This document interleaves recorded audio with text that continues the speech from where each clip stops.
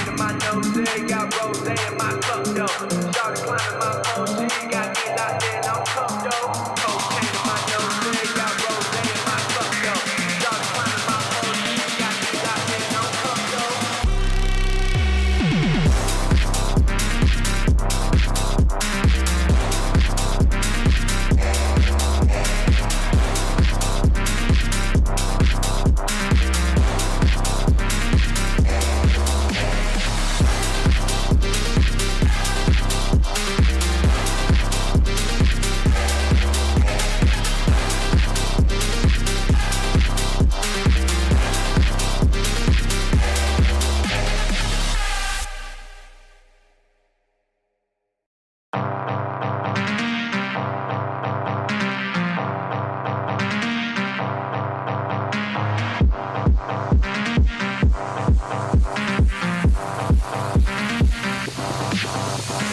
Cocaine in my nose, yeah, got rose in my cup, though. Started climbing my own shit, got me locked in on cup, though. Cocaine in my nose.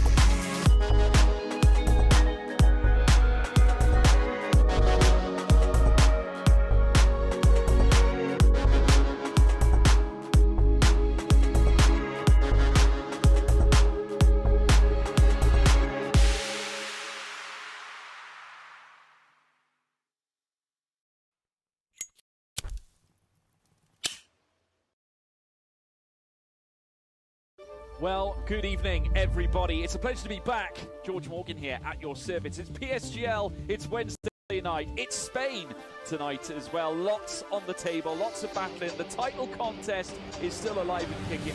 And Jack, it's only taken us 10 rounds. We're on the 11th. It's all to play for. Boromant goes on the inside and takes the lead on the final lap of the race. Now it's side by side between Boromant and Warner, but Boromant's got the inside. Be a guest star here in this phenomenal race. Cameron Dowd looking to take P2 in his very first PSGL F1 PC race. Incredible to say the least. You see that Putin to lead. 1.5 seconds. DRS is the name. Good evening, everybody, and welcome along to PSGL Season 35. We are back once again for some more top-tier action on the PlayStation. And we saw last week the drivers visiting Suzuka, and Season 33 champion Mats kicked off his championship campaign in style by taking home the win. The last time he won the opening race of the season, he went on to take the title. Will tradition repeat itself? Well, we have to wait and see, won't we? It is round 2 tonight, and we head to a track that made its PSGL debut last season. It's Losail International Circuit for the Qatar Grand Prix. It's produced fantastic races last time. We hope to see the same again tonight. My name is Jess Ball, and joining me in the comms box once again is James Head. James, how you doing? I'm doing really well, Jess. Yeah, after last week in Japan, I mean, why wouldn't be on a high from last week? It was fantastic racing throughout. It was absolutely unreal in terms of the overtaking, in terms of the action. Of course, season 34 was the last time, of course, we came here last season, and it was Kazizel who took the win on the final lap of the race, that famous 3 wide in towards turn number 1 with Marcados, and I think it was Kian who ended up being 4th position in the end. Marcados finishing 2nd, Jerry Van Bussel finishing in 3rd. And we've got 2 of the drivers, the top 2 from that, in here tonight in Season 35. Can they repeat? Let's find out.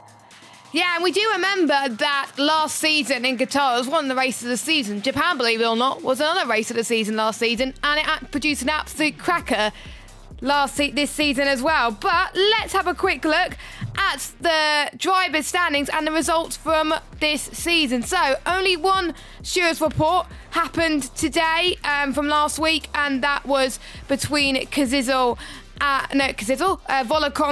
and Ryderdale with the lap 1 incident, and it was decided that a 5-second time penalty was applied to Ryderdale, and the reason was that Ryderdale misjudged Volakongan's car placement and sped into turns 3 and 4, and they ran to the back of each other, and yeah, there was quite a lot of things that happened there, and that means he got a few penalty points, 2 licence points to his name for Ryderdale. So the results for Japan stayed as they were because it didn't make a difference in standings because Ryderdale got no points anyway. It was Max, Sam Gamer and Aurelian being your podium citizens for that one.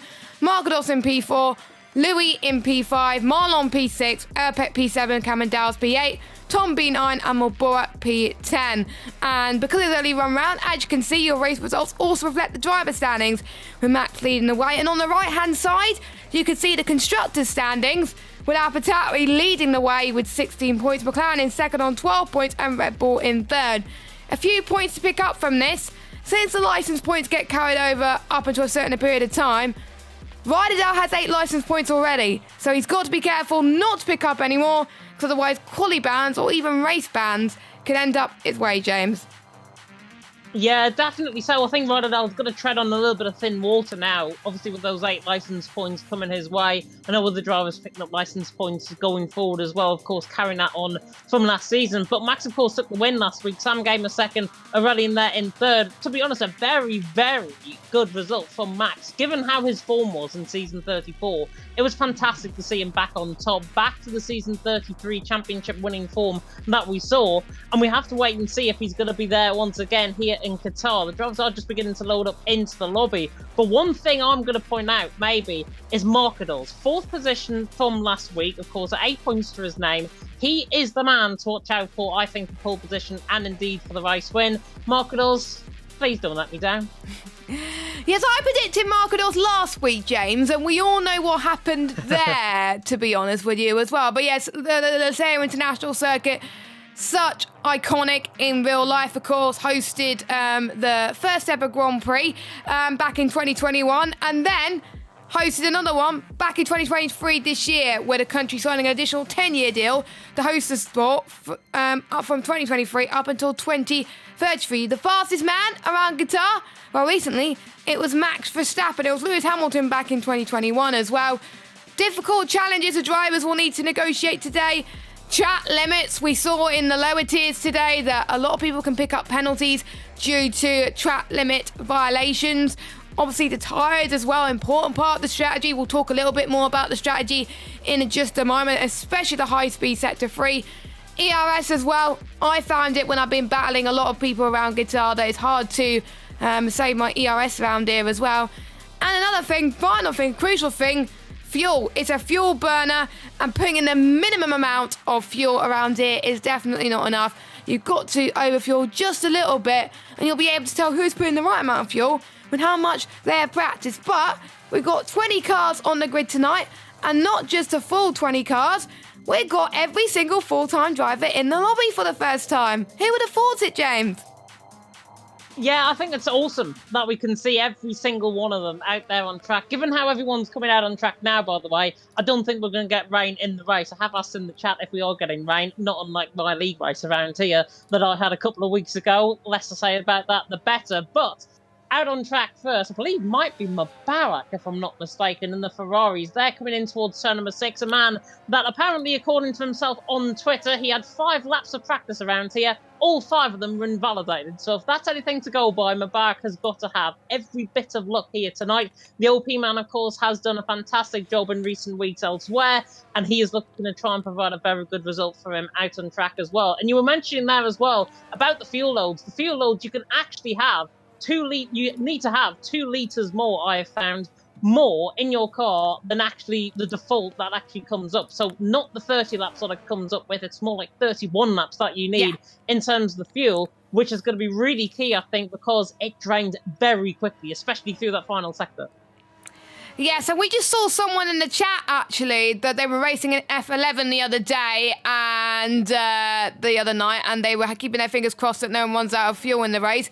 They had about 3 or 4 people ran out, so pretty much no one was listening to people's advice from last season, because I did tell people last season, do not run out of fuel. But anyway, let's have a go then by riding on board with Mubarak as he starts his lap then. Starts with a long straight, heavy braking zone, heading towards turn 2. Another fast left-hander that you can take flat out. You need to position yourself very well for turn 3. Another tight and slow right-hander coming up as well. You need to brake early and turn in late, clipping the apex, accelerating hard out the corner as well.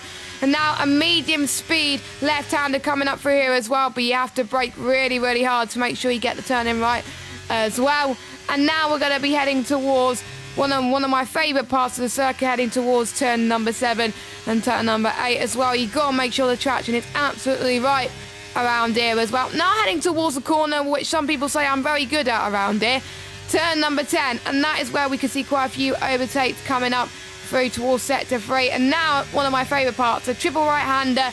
It's one right, then another right, and then another right, and it's completely flat out. But if they don't take it flat out, which means they got the turnings wrong, so it's very important they get the turning right. And that was a bit of a squirm from Mubarak. They were so close to an invalidation, but luckily it wasn't an invalidation for him. But you can see Mubarak goes up to the line. What's it going to be for the pad goat? It's a 1:20.4, but we've seen lap times a lot faster in the lower tiers, so expect quicker times.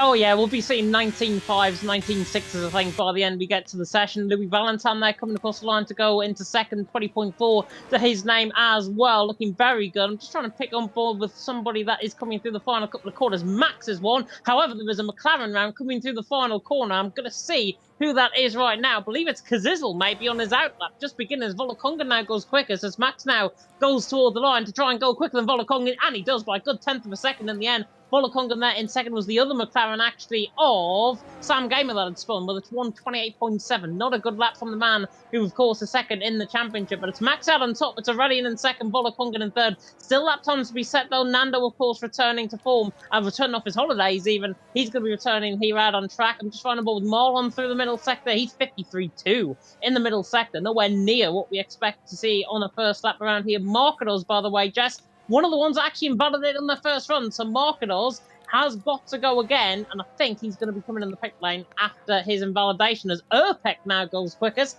the man who sat on pole position around here in F2 last season. Yes, indeed. Your F2 champion, of course, got P2 in Japan last week, but didn't have the race he would have thought, but still got some points on his F2 debut, which was really, really great to see. Keke not doing too bad either. All 20 drivers were classified, even though there were a few DNFs at the end. It was enough, obviously, for the game to be like, you know what, we'll still classify you anyway. So it's put out on top. Let's watch Kazizel then. Last season's race winner around here, so you would expect him to win around here too. His first win in a while, believe it or not. He goes up to the line for the McLaren driver, and it is only P15 for him, 1:21.0, which is nowhere near quick enough than we would expect. Markedos goes into the pits. Jeroen is going to go into the pits as well. So that's everyone lap stance. We've got Erpek, Max, Aurelian, Volokonga, and Francesco, Nando, Ryan, Marlon, Ryderdale, Stefano, your top 10. Then we got Mubarak, Keke, Louis, Lars, Kazizel, Sam Gamer, Benza, your top 17. Then we got Jeroen, Markedos, and Tom. We got 4 drivers yet to set a lap. Now, I have made a few notes, James, on who thinks that they're going to do well around here based on the question that we asked last week. So there's 4 drivers that are saying that they're looking forward to Qatar based on most of the tracks on the calendar. That's Aurelian, Ryan, Kazizel, well, not really too surprised on Kazizel, he's won it around here, and Francesco. Francesco's P5 at the moment, and we've got Ryan that's P7, Aurelian's P3, so I can see why they like this track. Drivers are not looking forward to Qatar. Keke, Max, Stefano, and Tom. Well, Stefano's not racing, so obviously he's a reserve. Well, Max, he said he didn't like Japan last week, and guess what? He won the race, so maybe James is downplaying expectations. Maybe he's a bit like me, to be honest, downplaying expectations in league racing. He hates it with a passion, according to him as well. Which, if it's anything to go by from last week in Japan, he hated Japan with a passion last week, and he took the championship lead coming into tonight. So, yeah, I wouldn't believe that for 1 second if I was Max's perspective. But he's there in second position early on, and again, it's downplaying. But again, it could be part of the mental game around here. These guys are at the top of their game at the end of the day. So therefore, he might be downplaying expectations. just to try and lead everyone, and thinking, oh yeah, he's going to be a little bit slow. I maybe should try and up my game as well. And then he comes in and then bangs into second position in qualifying with just one lap on the board. So Max definitely, I think, more mentally than physically getting out there on track. Very solid driver though on his day. Looking at what Nando was saying as well, Nando loves this track. It's a lovely track to drive on, and expectations are not that high at the moment because I need to start practicing, but I can't wait to go back out on track. And Nando is not out on track right now, but Mabak is. He's coming through the final corner to start off on his run down and towards turn number 1, a 120.4. Track will evolve, of course, as the session goes on. But if he gets anywhere nearer than Marlon, Rodadell and Stefano ahead of him, he'll be pretty much level on times at least. Yes, I think it's going to be quite close. He's invalid. Yep, he's invalid is typical. So you were talking about him, James, and he just ends up invalidating his lap. So yeah, that's commentator's curse number 1 for Mr. James Head. But yeah, everyone else is on their out laps right now. Bit of traffic coming up in the middle sector, so that's a lot of things to keep an eye on, of course, as well. But I'm just going to see who's going to be the first one who's going to start a lap. I think it's one of the Apataris. Is it Max? No, it's not Max. It's his teammate Benza who's about to start his lap. Another driver who is back racing at PSGL, so welcome back as well. A few drivers obviously missing last week, most of them due to holidays, which is understandable, of course, because last week in the UK, at least, it was half term. So a big a big holiday for those guys, for those of them in Europe, but for everybody else, they were able to still race, of course, as well. And people wanting to see a battle between McLaren and Ferrari in this here as well. That's kind of interesting as well. A lot of people in the chat talking about other things as well, but we'll see what Benza does in the first sector as he passes the left-handers and right-handers, which are medium speed. 26.3 in the first sector, so he's purple out of the ones around him. Well, of course, Sam Gamer didn't have representative lap time, whereas Bender seems a little bit more confident, of course. He joined midway towards the end of last season into F1. Seemed to have found his stride there. I wonder if he's going to find his stride here in a full season of PSF 1-3 here as well, if he heads towards turn 10. Yeah, definitely. So Benza's looking solid, by the way. Max is 2,000s up slightly on his lap time, and he's coming through that middle sector now. 26.3 through that middle sector, 52.9. So Max is actually quicker by a 10th through that middle sector. Benza, though, coming back, 52.984 through that middle sector, compared to Max with a 52.940. So only about 400 to it right now between them, as Benza now comes through the final corner at turn 16, on the run toward the line, getting a little bit of slipstream potentially running down the straight. Of course, slipstream banned, but he might just get a bit of a tow from the car in front to 20.183. Good lap from him. Max, though, going to go into the 19s, I think, but this lap, he doesn't. He invalidated at the final corner. 2.5 tenths down, ran wide, I think, coming out through the final corner, so that's unfortunate for him. Urpak, however, set the purple first sector out of everyone. 26.245 in the first sector, a good 10th up on what Max was doing. He's run wide slightly low, coming through turn number 7. So Urpak looking good. Aurelian looking good through the first sector. I'm just trying to see if there's anybody on a lap coming through the final few corners. Rodadell is in the Haas as well. Stefano looking quicker than Rodadell right now as he now comes through the final corner in 12th position. Same lap time as the Haas. The Haas can't be split apart right now. Bulaconga now goes quicker, but Stefano now on the run to the line for OP. 20.4, 9,000 down. Rodadell to the line. He goes now, so he actually doesn't follow his teammate by setting the same lap time once again. But Bulaconga out on top. Urpak in second. Urpak though flying, and this is a 19 coming in from the F7R man. Here he comes, and he goes up to the line, does Urpak, as I was watching on board with the Aston Martins, and it is a 120.014, just a few thousandths quicker than Volakonga. And this grid is very close. I was watching F2 and F4 earlier, by the way, and we figured, was it going to get this close in such a tight and twisty track? But it absolutely is. Who is on a lap that could go quicker, James? I heard you go, ooh.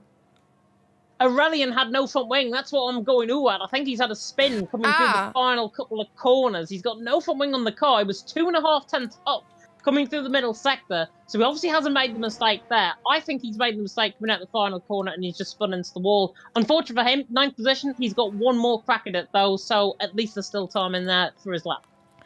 Yeah, so he's 10th at the moment. Of course, one of the drivers who said they want to do well around this track, and he's currently in 10th. But we spoke to him last week, didn't we, in the interviews? I think one of the only drivers we have spoken to in the interviews. And He said he was really happy with it. I absolutely loved his attitude. Still thinks he can potentially mount a charge in this championship, which is really, really great to see as well.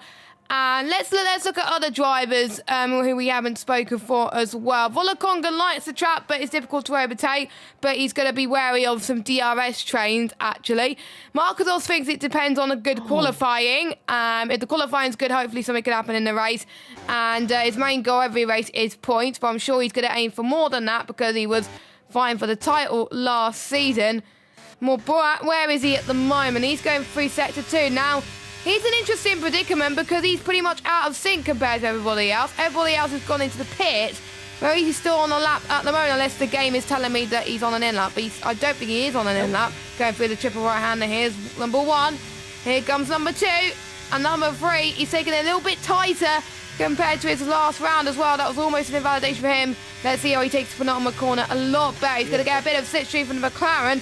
I don't think the McLaren will be too happy with that. But as he exits the final corner into the start-finish straight, it's a very long run to the line, by the way. So that's what us commentators and drivers have got to keep in mind.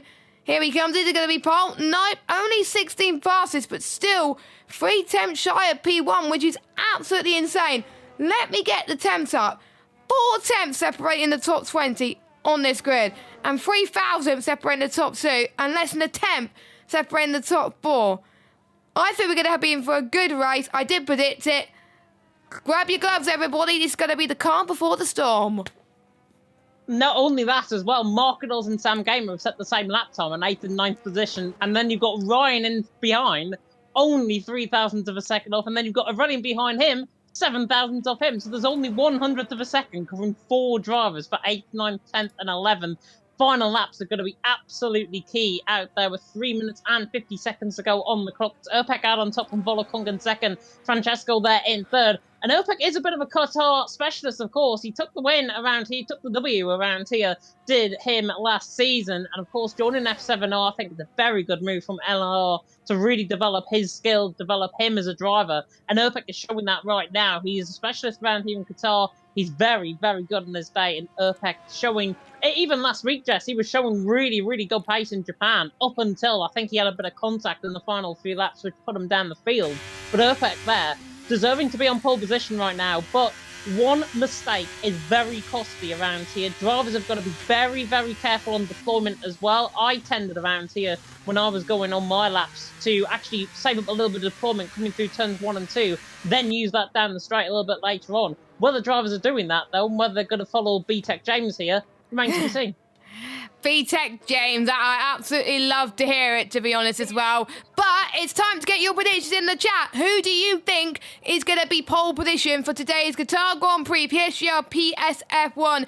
Make sure you keep tuned in for the rest of this, because it's going to be absolutely epic. Make sure you like this video, hit subscribe and hit that notification bell if you are new, and also make sure you check as we got a legal blocking. I thought we were going to get away with that this week, but no, it looks like we're going to be in for a lobby restart as per usual. But yes, make sure you like, subscribe, hit that bell as well. Follow us on Twitter and Instagram at PremierSimGL, and also check out our sponsors, GT Mega, 5% off all GT Mega products by using the code PSGL at checkout, or use the command !GT Mega, and just like luck would have it, the overlay is on your screen right now. So check it out. We're sitting on those lovely chairs at the moment, and you can get comfortable in either gaming chairs or even some nice rigs as well, which I'm jealous that people have, to be honest, not gonna lie. But we are about to get underway. I believe it's Volakonga that's going to be the first driver to make their way on to the start-finish straight to begin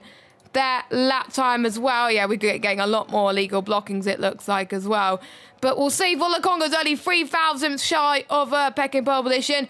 Peck knows that if he wants to get pole, he wants to pretty much try and get into the 119s. I'm almost certain quite a few people, such as Francesco and Matt, could try and do the same as well. Nice to see Tom up there as well. Tom doesn't feel confident around this track. He said he absolutely hates this track, and he's currently sitting in 5th. I have to say, that's pretty good for the Mercedes man that's been an F2 champion in season 31, I think. Season 30, I believe it was. Almost won the title in season 31. And then he almost won it in season 33 as well. So he is a driver that is not to be messed with. Yeah, definitely not. Tom, of course, I famously commentated on the race that he won the Season 30 Championship in PSF2. You were missing that day, Jesse. You missed it. Volakongan, though, is through the first sector, 26.273 in that first sector, looking very, very strong indeed. Francesco's coming through that pod lap as well, and he's at 26.239, so he's actually up on Volakongan through that first sector. Taika Hardy there saying in the chat, hello to you. Not saying hello to me. That's disrespectful, I think, from Taika in the chat. Terrible behaviour by the F7R man. And Volakongan to Zoo is coming through the middle sector to 52.7. So purple in the middle sector from Volakongan, cooking on gas. They've got winter over there in Norway right now. A lot of snow. Definitely going to be warmed up by this performance team Qatar. As Volakongan now comes through the left-hand return 15, in towards the right-hand return number 16, high 7th gear. He's saved a little bit of battery as well, coming through the final corner. Runs wide slightly on the exit, but this is a stonking lap from Volakongan. Should be a 19.9 at least. Volakongan on the run to the line for Norway, and it's a 19.899. Big lap time from him. Francesco, those going even quicker, 52.882 in that middle sector. Urpeka bends the same lap times right now. Francesco to the line. Doesn't actually improve his position, but does improve his car up into fourth position. Max, by the way, Jeroen there in second, but Max is a 10.5 up on everyone in that middle sector. He is the man to watch out for right now in that AlphaTauri. He is Super Max, not like Super Ian Van Unen and F2, as Max now comes through the final corner at turn number 15 on the run to the line. It's going to be very tight with him and Volakongan, I think, in terms of the lap time. Max now on the run to the line. Has he done enough? No. Falls short. Goes second. Urpeka was improving. 52.7. And he's there fourth position right now. Could filter into second if he's not careful. Urpeka to the line. He does go second. 19.9 in the end. We've got more drivers on lap time. I think Markados is coming through the final corner. He's on the run to the line. Looking good, actually, the German. He's now on the run to the line. And he goes fourth. Big improvement for Markados. 2.5 10. Volakongan out on top, though. Urpeka in second. Max there in third. That is the end of qualifying. And look at that, the Norwegian, who picked up the Season 32 PSF2 title, or Season 33 PSF2 title, on top from the man who won the F2 title last season. So, F2 champions 1 and 2. This is really great to see, and Volakongan has definitely improved season after season, I think, as well, and it's really amazing to see. I had a really great pleasure commentating on him last season, and him with the really bold strategies as well. So I'm really happy that he's doing well and got his first pole position in light ever in PSF1. So great job for the Mercedes man. We'll go through your standings right now, and don't worry about the 5-place grid drops. We will get a lobby restart, so don't panic. So Volakongan will be starting this race from pole position by only 6 thousandths to Urpeka in P2. Second race in a row, Urpeka's in P2, but can he translate into P1? Max, last week's race winner, in third. Didn't get disqualified this time from the game, so that was great to see. Markados in fourth. Jeroen with a good qualifying in fifth. Benza in sixth. Francesco, another good qualifying for him in seventh. We've got Aurelian in eighth. Tom in ninth. And Nando in 10th. And we've got Louis, Sam, Ryan, Lars, Ryderdale, Kazidal, Stefano, Maborak, Marlon, and Keke. All the grid is separated by less than 0.6 of a second. Absolutely insane. Let's go through our title sponsors, GT Omega. We'll see you in third.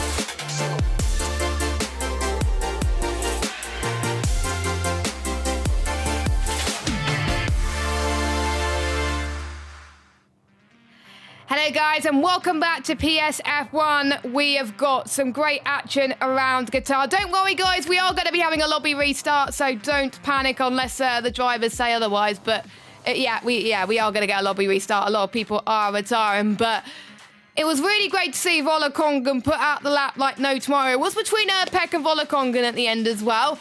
The first bit of qualifying, it was about 5 thousandths between Urpeka and Volakongan, and Urpeka was on top. And now it's the other way around. I think it's going to be close between the top two, but Urpeka needs to work on his race pace. Yeah, definitely. So I think it's around a track like this, Jess. It's minimal gains that really gains you that advantage. And look at that, 4,000th of a second, or 6,000th of a second even, covering Volakongan and Erpek at the end of the session. Just comes to show those minimal gains. I think with Volakongan, he took the inside line a bit deeper coming through turn 15, which if you... Oh. And go for spin. Look at the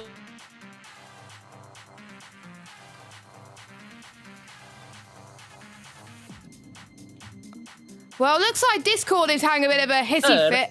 Not often you see, actually, Volakongan and Erpek, actually, in terms of their pace from first and second, and in terms of F2, Season 33 champions, Season 34 F2 champions, are qualifying a Season 33 F1 champion. Apologies about that. Discord was having a little bit of a hissy fit as well, so it kept cutting off every few minutes there. But yeah, we do apologise about that. But yeah, those two got a lot to live up to. But let's talk about Aurelian. Qualified, well, finished in third place last week. Qualified, I believe, in 7th for the race.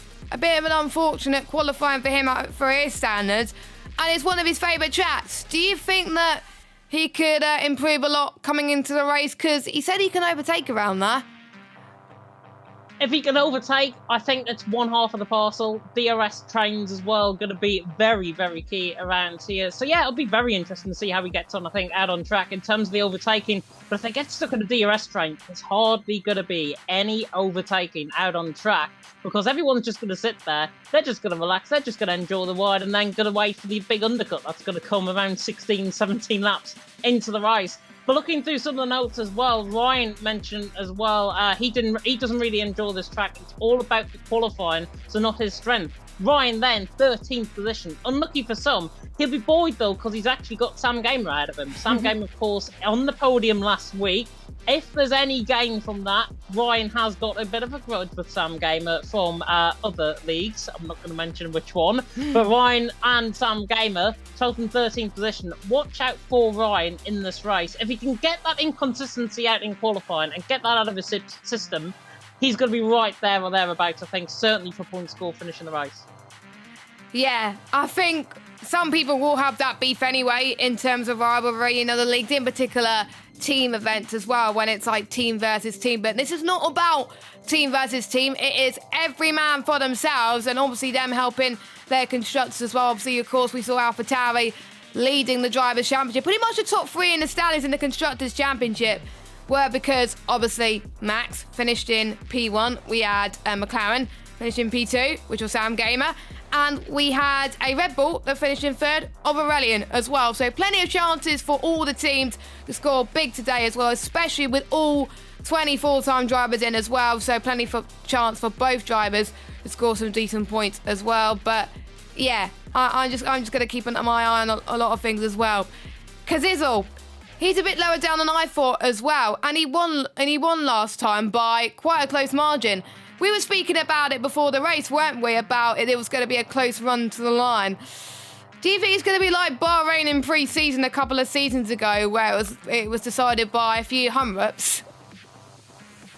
I think it will be. I really think it will be. It's going to be all down to the final, maybe 3 laps of the race. Certainly in terms of the overtaking. I mean, we saw the final lap of the race last season. 3 wide down in towards turn number 1. Keane threading the pair. He went too deep in towards turn number 1, and then Kazizel got back past him and took the race win because he drained his battery and basically got everyone on the back foot in behind going on to the final lap of the race. So Kazizel definitely going to be there or thereabouts. He had a little bit of a disappointing qualifying, I'm going to be honest, there as well. He's all the way down in, and I'm just trying to have a look. In 16th position, he's ahead of Stefano and ahead of Mabar. And to be honest, from Kazizel's perspective, he does not want to be there. He's much stronger in the race around here than he is in qualifying. But that qualifying performance, I'd be honest, Jess, that doesn't buoy me with confidence if I am the man who won around here last season.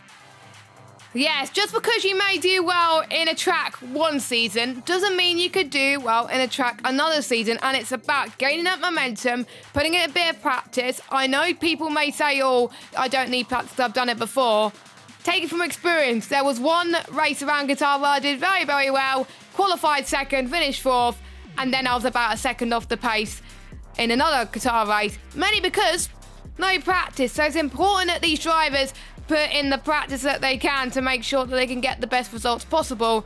And they probably would have started practicing Qatar the day after they race in Japan. They are definitely taking it seriously, and in particular when the esports qualification could happen soon. We don't know when, so don't ask us before you raid us in the comments about that as well. Alex the G is just saying about Marlon is going to win this in terms of penalties. That is a good question, actually. It's good. Whilst we wait for the lobby to start, because we are just loading into the pit lane, who do you think is going to get the most penalties tonight, James? I'll be honest, I'd be very interested to see. I think Marlon maybe. Marlon is one for running out wide around this track. I think Max potentially could as well. I think he's going to struggle. If he's got a very low downforce setup, it's going to suit him very well. But if he gets, it's literally one mistake and you could be out of the race around here. And one catch of the curb, you are literally going to be sent spinning if you catch a curb around here, because they are absolutely deadly. I experienced that in a full wet race around here, and put it this way, it was not fun. I got robbed of that race as well, by the way, which I'm just going to exclusively reveal on the PSGL stream. But Alex G also saying, I mean, I have the inside info. He went karting against him last Saturday. Yes, he did, because he was in my DMs about that. And on the way here, he told me that he dislikes Qatar. So, good luck, Marlon. There we go. I think there's quite a few drivers that don't like Qatar, and I don't know why, because it's one of my favourite tracks on the circuit. There's one new track that I don't like racing at, but I love commentating on, and that's Vegas. Vegas is going to be, I think, one of the new F1 tracks coming up in a couple of weeks' time. It'll be interesting to see how the real life drivers will be doing that. But that's going to be on the PSGL calendar coming up very soon, so make sure you stay tuned in for that one. Get your predictions in on who you think is going to win. What's going on? We're going to have to restart again. Why? Have they got the wrong settings? No. Keki's in the wrong car. Have you, is it on Discord, is it? It is. I'm looking at the chat now, and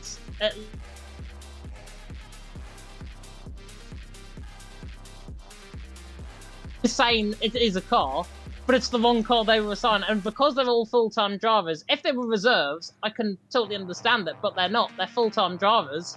So therefore, because people are in the wrong car, we're going to have to restart again. At least, though, this restart will be a lot quicker than the last one. Yeah, exactly. So hopefully the drivers will know that we're about to have a lobby restart this time. So, Mark has also retired. Ryan has retired. They have been told to retire currently as well. So that means we've got to end up talking about loads of other nonsense for the next 5 minutes, it looks like, James. We tried to waffle on too much, but we are commentators. We're good at doing that as well. But one thing I have to say about Qatar, it is prone to having quite a few safety cars in other leagues, so let's just hope we don't get any safety cars here. Yeah, turn 10, I think, is going to catch people out potentially in terms of safety cars and VSCs potentially, the first couple of laps as well. Ryan, by the way, is saying to the guys, it's not that hard to pay attention for a few minutes, which I get, because drivers have probably just selected, I'll just go in this car. Louis Valentine's asking why it's a restart. I mean, it's literally because we've got everyone full-time drivers. And then two people got wrong cars. There is a thing on the game where it resets everybody. So that means they have to select their cars, and probably not many people know that. But at least people know that when they restart again.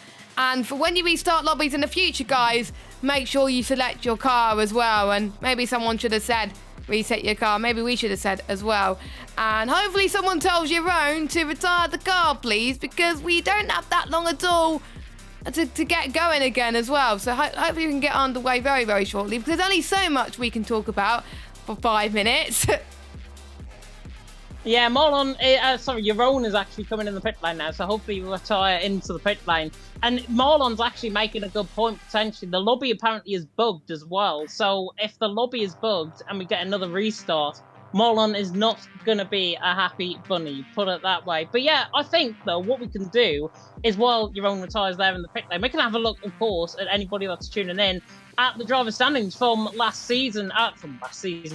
week even, and Max, of course, taking the win from Sam Gamer in second and Ruddy in there in third. And judging by their qualifying performances, Max, of course, they're in third position. Sam Gamer all the way down in 12th, and Aurelian is in the middle of them, split there in 8th position. So, Jess, I'm going to ask you a question on this. What does that say about the top 3 from round 1 and how they progress week on week coming into Qatar this week? Well, it is kind of like a twisty track in a way as well this week as well, with the S's section, the right-handers as well. So I think the ones that potentially have done well in Japan could do well around here. That's why Max was like in the top few in terms of drivers, in terms of the grid. Same with Sam Gamer, who finished second. Who's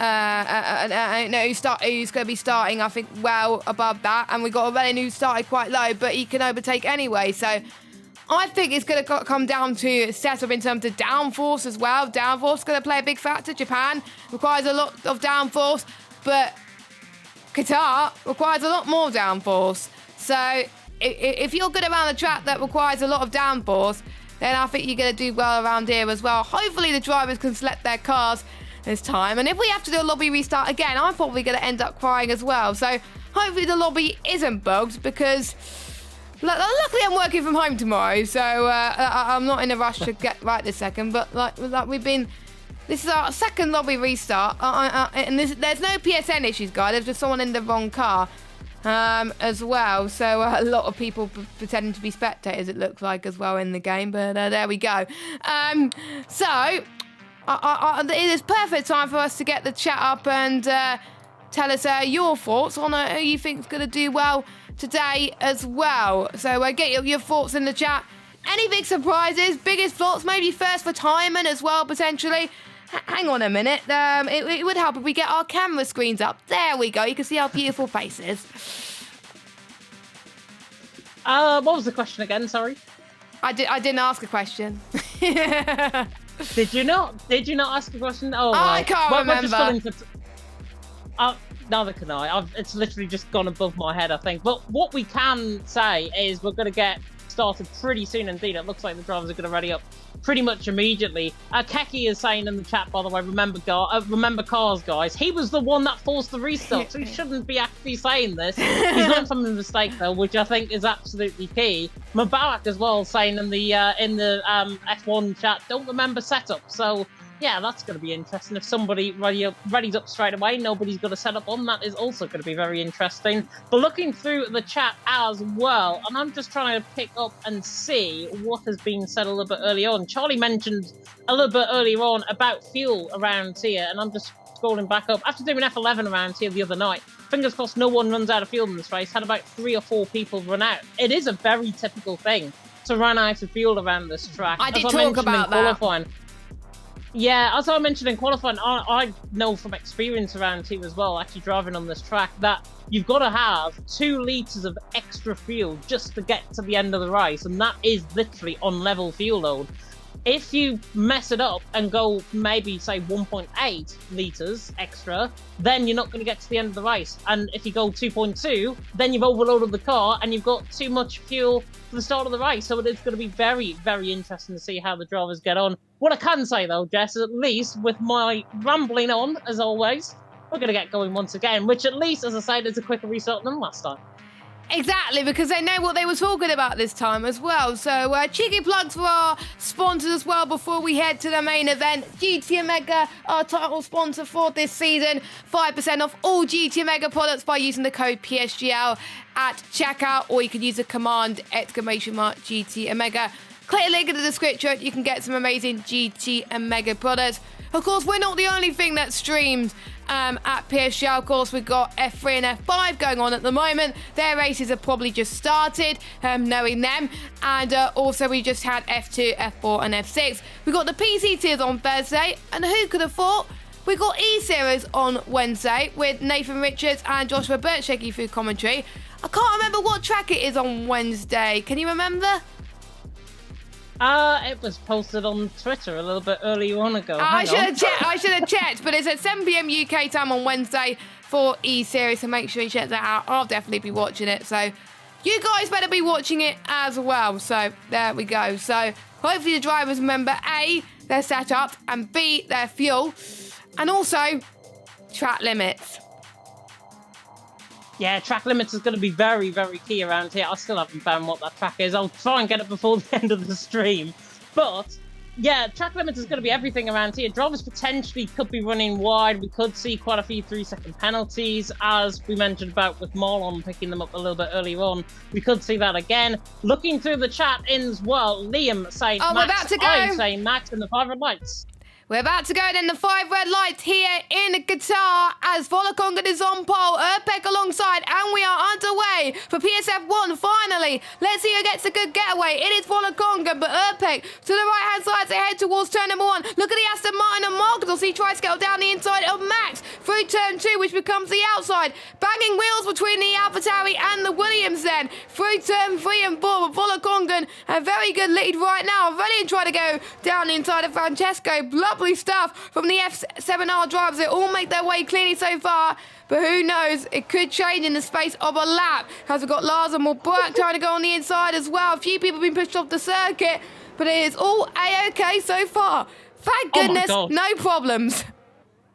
Tom's just went around the outside of 2 people coming through turn number 7. That was absolutely remarkable. There's 3 wide in the background. Louis Valentin is going to be absolutely pinned on the outside line here by the 2 Ferraris. He actually gets to switch back on one because Nando's thrown completely out of shape. Brilliant restart, but brilliant stop by everyone, by the way. There's hardly been any contact. It's just hard, aggressive racing so far. Volokongan leading the way. Erpek there in second. Max there in third. Big strategy calls as well. Everyone's on a set of hard compound tyres. Sam Gamer there on the back of Francesco, trying to go for the move, coming through turn 14 and get a bit out of shape there as a Canadian coming through that part of the lap. But everyone, I think, is clean through. There's a bit of a gap actually forming between Rotterdam and Kazizel. But apart from that, everyone clean through lap 1. Volokongan leads, but for how long? Because here comes Erpek down to the straight in towards turn number 1. Should just remain in behind, I think, for now, does the F7R man. And that's exactly what he's going to do, because he has to defend off Max to the inside line. In towards turn number 1, the defending champion.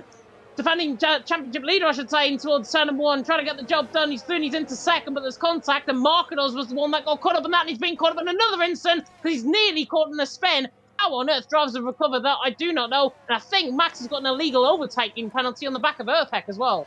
Yeah, it looks like it. And I did see someone that lost a bit of his end plate as well. It might be Marcos. Could he be dropping down the field? Yeah, it is Marcos who's dropping down into 18th spot. Just look at the damage that he has got. And Francesco's got a 5-second penalty for illegal overtaking, which is not ideal as well. But it will be up to the stewards, of course. We can't really say much about what's going on, but that's allowing Volokongan to really increase his gap by a second. He's clear of DRS, and that is very key in terms of a track like this, because a slipstream around there could be very, very powerful if you can get close enough to a driver then. The one who has benefited from this carnage is Jeroen, up into 4th spot as well, and he's chasing down Max for 3rd. It's the sister team versus the parent team for the final spot of the podium, and we're heading towards that 3 now as well. Oh, we got one of the McLarens looking very squirmy. That was Sam Gamer as Morberg overtakes him, but Sam Gamer's going to get a lovely exit in towards the final corner then. He's going to get the slipstream. Is he going to use the ERS? We are starting to see ERS deploying very quickly and deteriorating very quickly as well, which is not ideal.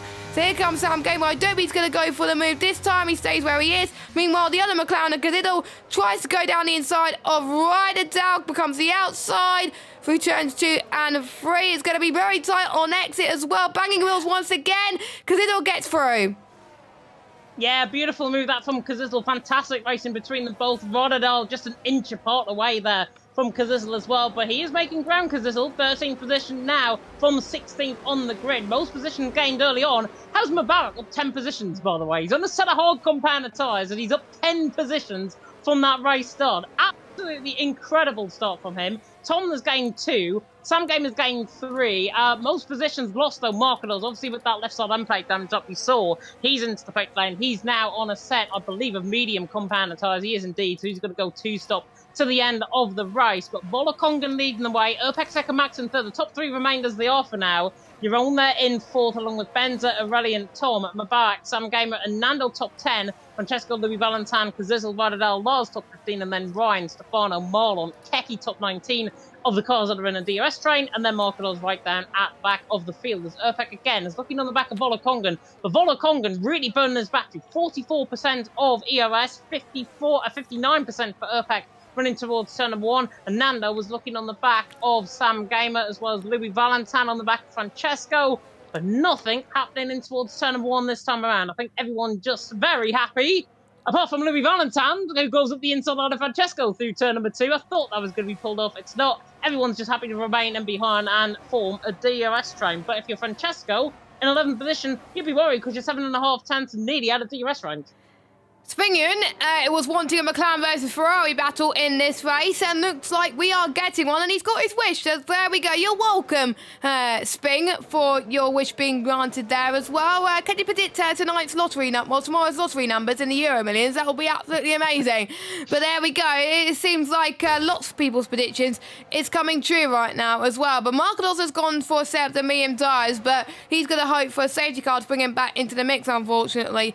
It's not been his day so far, but position gains, like what we were saying with Morborak as well, up 10 places, because Izzo has gained 3 and Ryderdow has gained 1. Not other major position changes apart from Marcos, it's down 16 place, which is a bit of a shame. But let's watch the battle for the lead once again as well, and we will see if Urpek is able to close up on Volakongan. Max is trying to do the same, but Urpek is close enough to Volakongan, and he's going to go right, and he's got plenty of BRS to play with. So this should be advantage Urpek, but Volakongan covers to the left-hand side as well. But Urpek is going to try and go the long way around. We see Sam Gamer and Nando trying to fight in the background, so let's watch those two as they make their way towards turns 2 and 3, but looks like Nando has backed off that one. Nando's sitting very pretty in the points at the moment, but we know Francesco is eager to get some more points and continue his point streak as well. Jeroen definitely trying to do the same, and oh, Max almost made a mistake there, and that almost allowed Jeroen to have a free pass into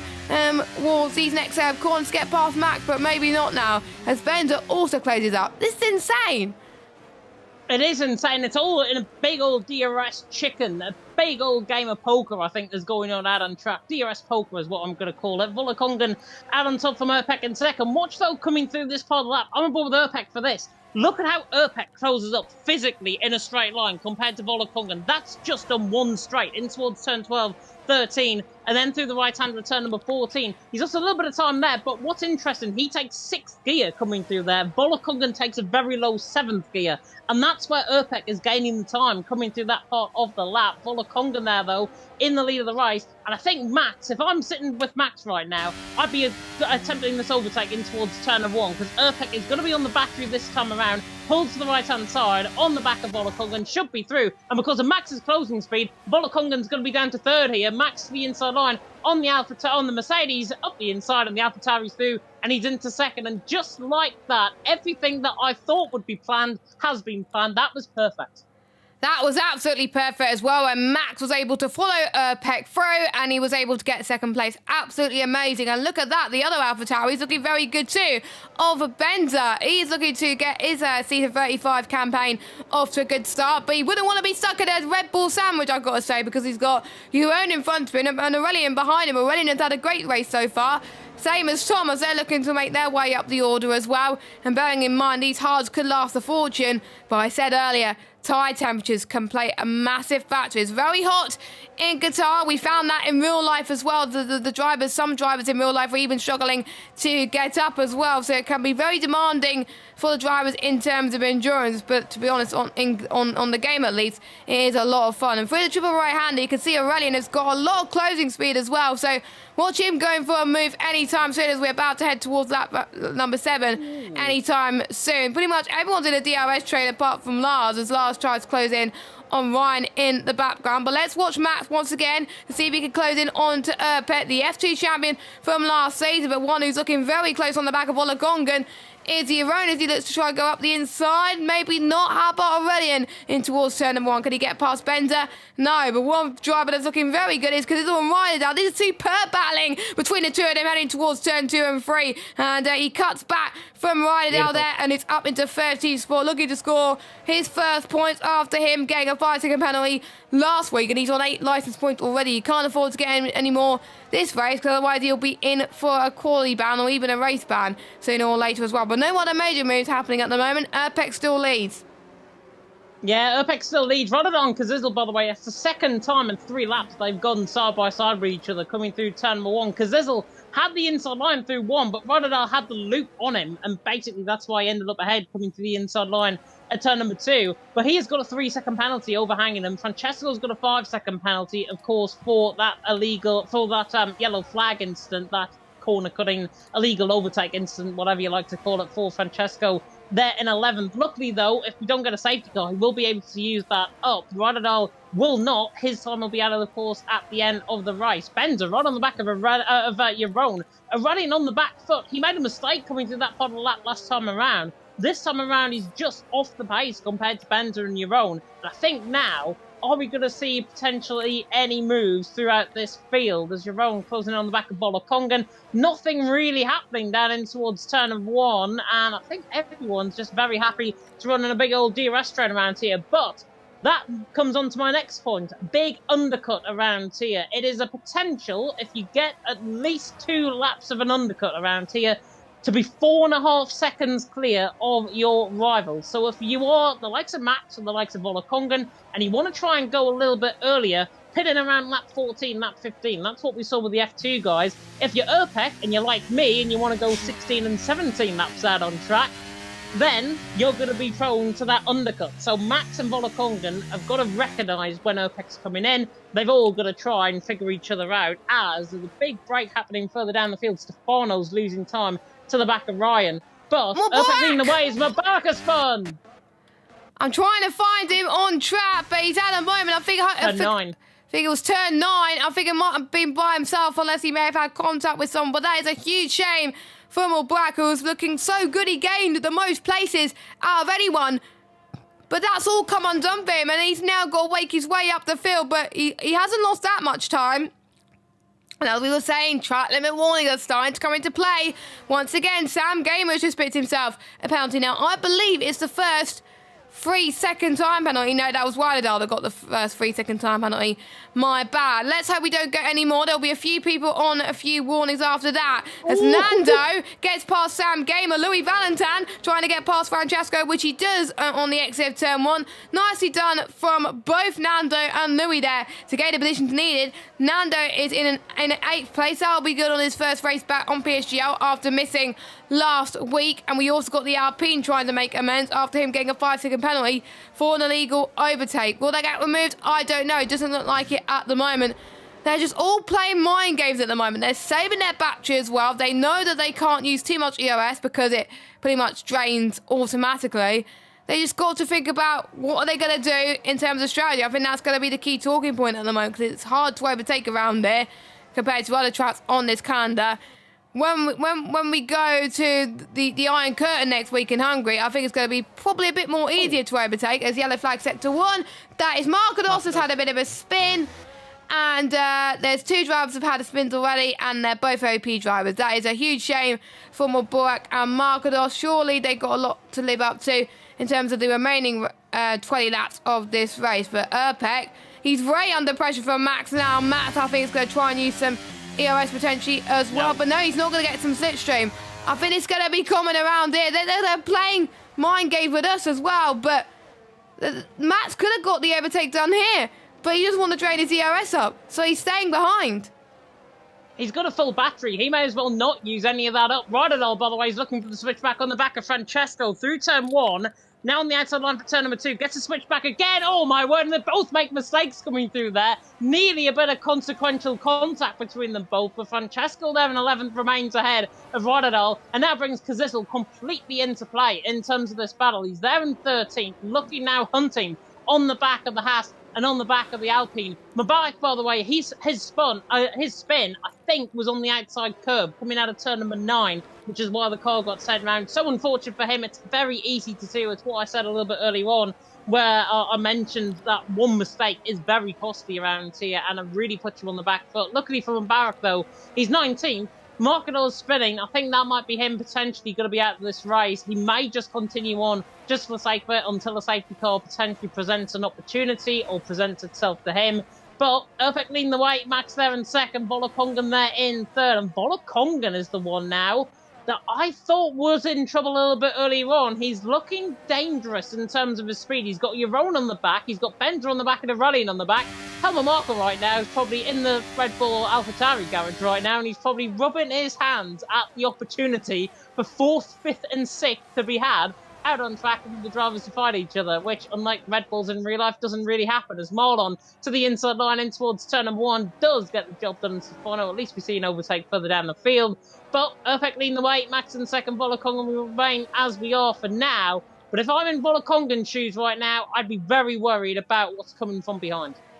Yeah, and don't forget, we also got Max in P2 as well, so he's in a triple, quadruple, a Red Bull AlphaTauri sandwich, and Jerome's almost hit the back of Volakongan there. Volakongan is struggling a little bit in these tight and twisty sections in towards the beginning of the second sector, which is not ideal. Volakongan's got to pick up the pace. The top two are pretty much running away with it, so I think it's going to be between Urpek and Max potentially for the race victory, unless Volakongan is probably better on a set of the medium tyres. They can save their battery as well. Let's keep an eye on this this sandwich to see if they can make any of it, of course. We've got the F7R guys of Jeroen and Aurelian. We know how quick they could be on their day. Aurelian, of course, got a podium last week. Jeroen, we haven't seen much of, but it's great to see him fighting for the podium as well. He likes these circuits like this. As Tom picks up a 3-second time penalty, it won't be the last we see of time penalties for a while, I think, as well. Max, I think, is going to do what he usually does and not try and get the slipstream and stay behind. Well, the Conga, no, he's probably going to be more worried about Jeroen behind him as well. Oh, Max almost got Urpex once again. I think it's going to be 2 laps time before Max goes and makes a move, I think, or maybe he could go for the move now. Urpex, I think, is struggling on his tyres. I think Max is better time managing compared to Urpek. Watch out for the man in 19th position, by the way. Jesse's in the pit lane. We're back on for a set of medium compound tyres. It was 3.4 seconds off the back of Lars coming in the pit lane. If everyone sticks to their strategies and they're going to go an extra 2 or 3 laps, my personal thing about this undercut around here, Mabak is going to gain positions as a result. Lars, Keki, Stefano, Marlon, Ryan in the firing line in a few laps' time if they stick to their strategies. If they've realised that he's come in behind, which surely they have, because otherwise it would just be stupid for them to carry on. If they have realised he's came into the pit lane, I would at least, if I was maybe Marlon or Keki, for example, I would actually split the strategy. If they're running at the same strategy, I would split that, maybe force Mubarak's hand, and then keep him in behind so he doesn't actually latch back on to the big old DRS train. So that's just an interesting point as Volakongan is in. And as we were talking about pit stops, Volakongan comes in and Dirk was predicting in chat that Louis going to box first. He always does. Wow. Louis, he's still continuing. He's still continuing. So, yeah, Louis is bucking the trend. He's not following everybody's advice and he's staying out. So maybe he's going for the overcut. Oh, it's very, very tight towards the pit exit on some unsafe releases, luckily ghosted. Believe it or not, in the game. If it was in real life, I'm sure there would have been a hefty fine from the teams as Volakongan comes out. We're going to keep an eye on the Ferrari driver. I think because of his spin, it's not going to be that much, I'm afraid, and he's going to probably stay behind these guys. But you never know. He's going to come out just behind Francesco, or maybe he's going to come ahead of Francesco towards turn number 1. Oh, that was very tight from Mubarak. It shows that the undercut can be powerful in terms of the back runners, but Volakongan, one of the first of the lead runners to come in.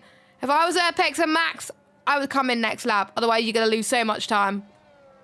Yeah, definitely. So Francesco, by the way, actually, I think got held up by Volakongan coming out of the pit lane. Which, unless he had a front wing change or something, doesn't explain to me all of a sudden why he's lost about 5 seconds. So Francesco, now behind Mubarak, that is going to set him back completely. He's going to be mentally now on the wrong side as the front runners are in. Urpek, Max, and Jeroen into the pit lane. Urpek just nearly hit the wall as I'm riding forward with them into the pit lane. Bender continues on with Aurelian, so they're going that a little bit longer. They're pitting in a lot earlier compared to F2. It's only around 2 or 3 laps, but tyre wear going to be everything at the end of this race. Urpek the first in. He's going on a set of mediums, as will everyone else who's in the pit lane. So now the race will begin as Francesco picks up a 3-second penalty. I believe that is his second one of the night. It's not indeed. It's first of the night. But there's Urpek look on the right-hand side. There's Volakongan towards turn number 1. I think he's going to filter up behind Max, which, if they do, is going to be pretty much everyone as they were. Erpek leading the way, Max in second, Volakongan in third, and the net lead of the race. But if you're Sam Gamer right now, getting a big undercut, watch out for the Canadian in behind, because he could actually look for a move. Surely not, in towards turn number 5. This will be impossible if you can pull this one off. Canadian's going to try and find a way through, try and get the back of your own through turn number 5, in towards turn number 6, but he doesn't get the job done, and Sam Gamer, I think, conscience taking over there, thinking, yeah, I'm not going to hit him. So we thought that the undercut was going to work, but maybe because they got held up in some traffic in the back as well, with a lot of people pitting, that didn't help them, and with the likes of, obviously, Erpex and Max, they had a bit more clearer air in the closing lap before they pitted, and that really helped him a little bit. And some people in the chat were saying this wasn't smart for the likes of Volakonga to pit early because, like you were saying, it was earlier than F2 and the tyres are going to go off in the end. I was only able to make it last 11 laps when I was racing in another league. I'm not going to say which league, of course, and the tyre temps were an absolute atrocious, and the ones on the hards were able to catch up very quickly. So I'm going to keep an eye on those guys, but these are top tier on PlayStation, not bottom tier. That is why I'm in the commentary box rather than racing currently at the moment, because they're better at time management than me, and they're almost certainly better than strategy than me, as Max almost got past Erpek that lap, but he didn't, and he's through it in towards turn number 1. By the way, this is going to be very close in terms of championship. Even if Max stays where he is right now in a net P2, Max will still come out in the championship league, because he's won last week and he's coming second today, so you'll still be leading the Drivers' Championship, as it were, as well. And a few other drivers can go massively in the championship as well. If I was Sam Gamer, I would definitely get a move on, because A, because of his penalty, and B, he's only a net P5, so he's going to lose absolutely massive in terms of the championship as well. And just looking at the chat in terms of tyre wear as well, there was Diego, who raced in F2 earlier, boxed at 12, finished with 80% tyre wear. So good luck, Volakongan, and to anyone like Francesco and Mubarak, who pitted early.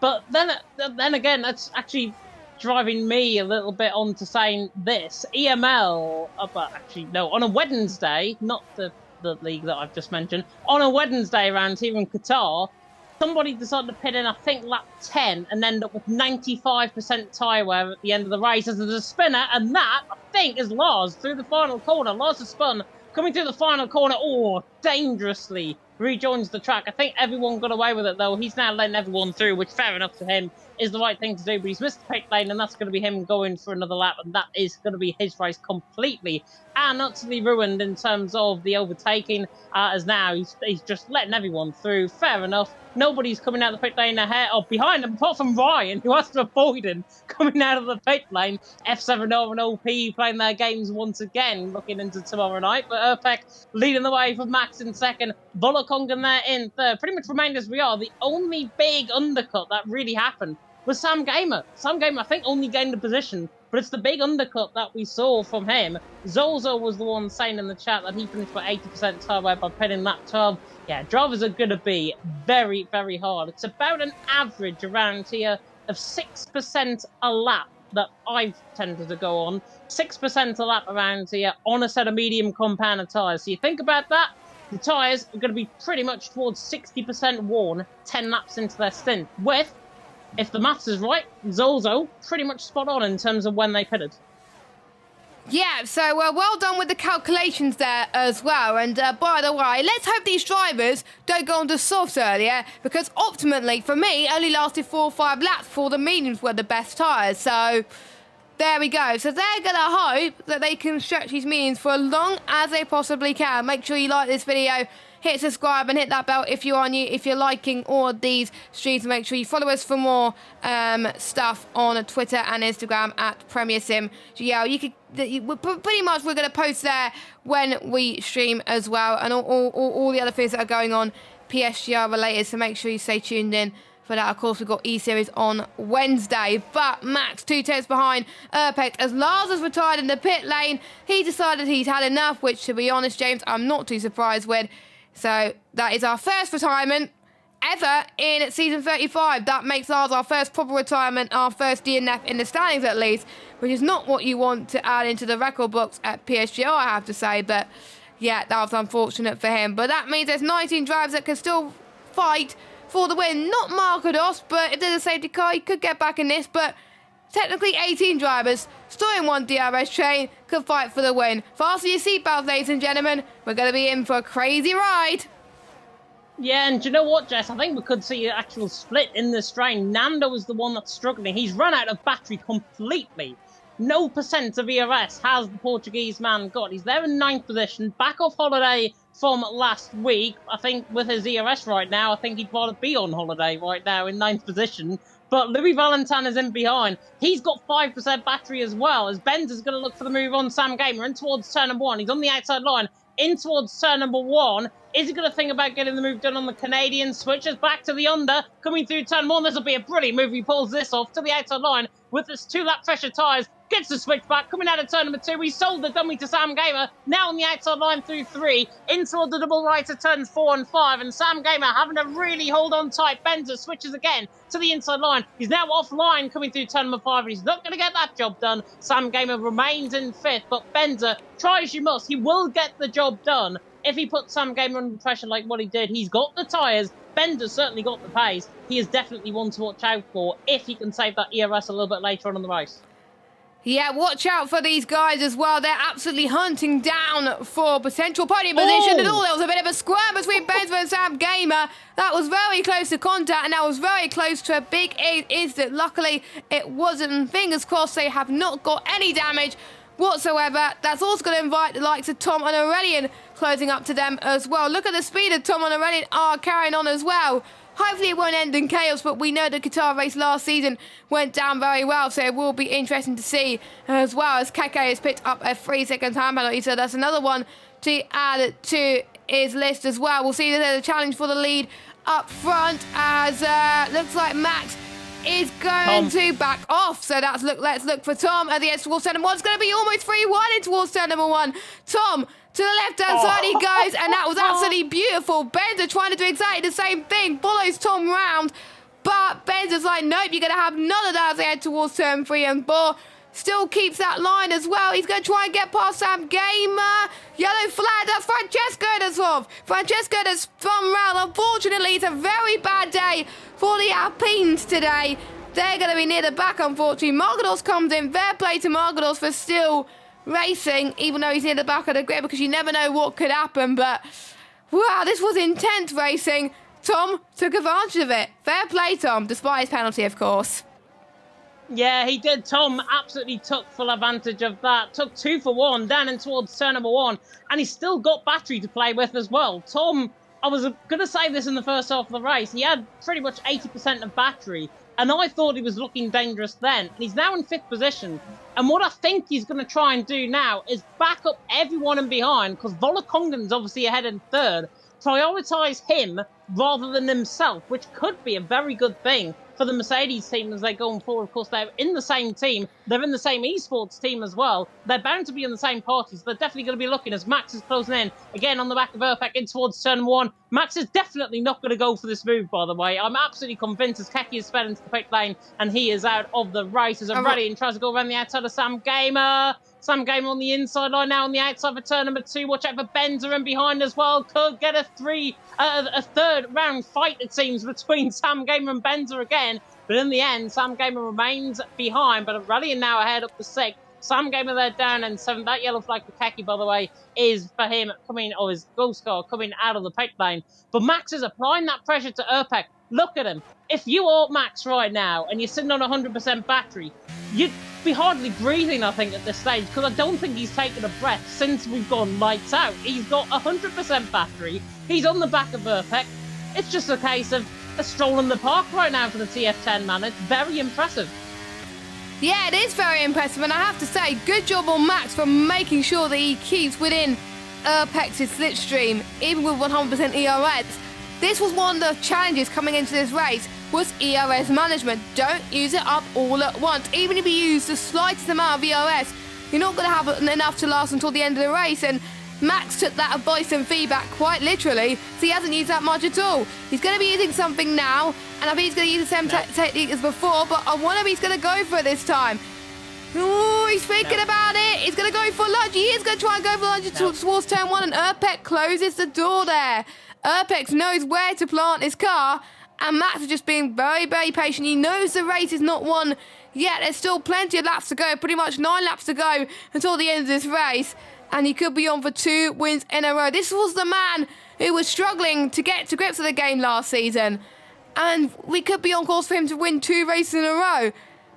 Just cast back your mind to season 33. This is kind of like a flashback to what we saw with him, except he started from F3, went to F1, and he took the world on fire. As something that's going on in the background as your own, he's having a battle with Volakongan and Tom. He's in a Mercedes sandwich right now. He's in a Mercedes sandwich. He might have not been for long because he's just actually made a little bit of contact on the back of Volakongan. The left side end plate, if any damage on that car. I think he's fine, though. I think he's got away with it. Just a slight touch, but Yaron is looking dangerous. He's looking menacing there in 4th position. He's going to be the man to watch out for in this stage of the race. Compared to Max, where you're being completely passive if you're Max right now.